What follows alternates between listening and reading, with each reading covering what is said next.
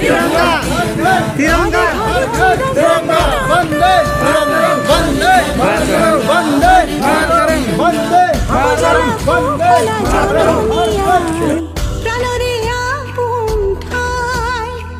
जाको जीलिका मोरे दे जगतत पाबले नाई देख बोलिले नालागे आदे तुरे होई मोरे मेया एकतारे ना जरी रे बांधी আমার জনমভূমি মূল ভারতীয় প্রণাম বন্দে মাতরম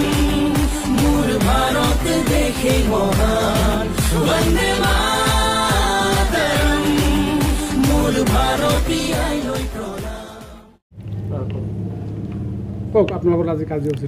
হয় আমি আজি মানে ৭৫ বছর স্বাধীনতা আমি পালন করিম তার বাবে সরকারের যে নীতি নির্দেশনা যে নির্দেশ আমাক দিছে মানে হর ঘর তিরঙ্গা এই কার্যসূচীরে আমি সাপকাটা আরক্ষী চকীর ভারপ্রাপ্ত বিষয়াগৰাকীৰ মানে নেতৃত্বত আমি ভিটিভিৰ সম্পাদক সভাপতিসকলে আজি একত্ৰিত হৈ এখন ৰেলী আমি ওলাইছিলোঁ ৰেলী আজি আমাৰ মানে সম্পন্ন হ'ল। নমস্কাৰ, মই প্ৰথমতে আমাৰ সাপকাটা আউটপোষ্ট আৰক্ষী চকীৰ ভাৰপ্ৰাপ্ত বিষয়া শিৱপ্ৰসাদ কলিতাক ধন্যবাদ জনাওঁ। আমাৰ যেটো নিৰ্দেশ ভাৰতবৰ্ষৰ এই নিৰ্দেশ মৰ্মে তেওঁ এখন বিৰাট ভাল ৰেলীৰ আয়োজন কৰিছে, তাতে সকলে মানে সহযোগ কৰিছে আৰু আমালোকে ৰেলীৰ দ্বাৰা সকলক জনাওঁ যে যাতে ঘৰে ঘৰে তিৰংগা সকলো ঘৰতে আমাৰ তিৰংগাটো উঠে, এইটোই কামনা কৰিছোঁ। আপোনালোকে জানে আজি ৭৫তম স্বাধীনতা দিৱসৰ উপলক্ষে আমাৰ মোদী চৰকাৰৰ যেটো নীতি নিৰ্দেশনা সেই নিৰ্দেশনা অনুযায়ী